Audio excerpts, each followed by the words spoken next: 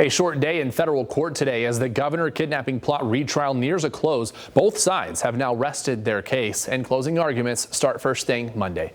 Fox 17's Michael Martin walks us through what we heard today and what to expect next week. Friday is day 9 of the retrial. Things moving along quite a bit quicker than it did in the first trial, which went a full 15 days before the case went to a jury. The defense this time around only calling a handful of witnesses, though they tell me they're confident that the jury will decide the government simply did not prove their case. How are you feeling today about how things have wound up? Fabulous.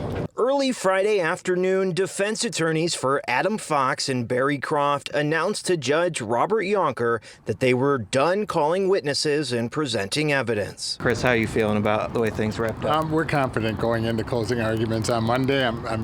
I appreciate the extra time today and over the weekend to kind of hone the arguments so we can clearly indicate to the jury some very simple ways to take apart a very complex plot hatched by the FBI. Fox and Croft are being retried in the alleged plot to kidnap Michigan Governor Gretchen Whitmer. Fox 17 covered the previous trial extensively, where 2 co-defendants, Daniel Harris and Brandon Caserta, were found not guilty on all counts. You know, the FBI obviously concocted this entire thing, and without them present, this would never have happened.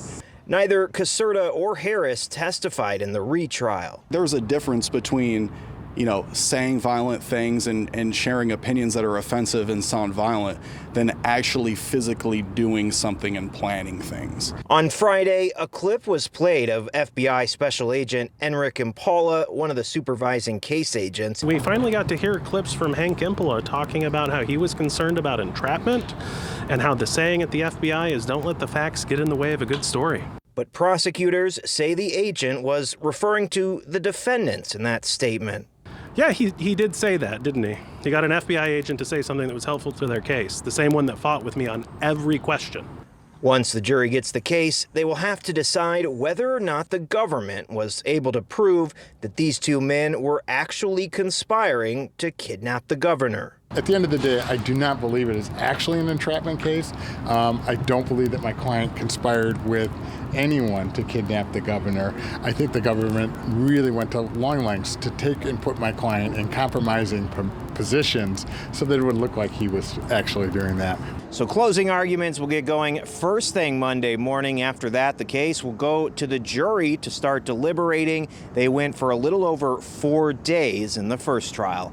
For now, reporting in downtown Grand Rapids, Michael Martin, Fox 17 News.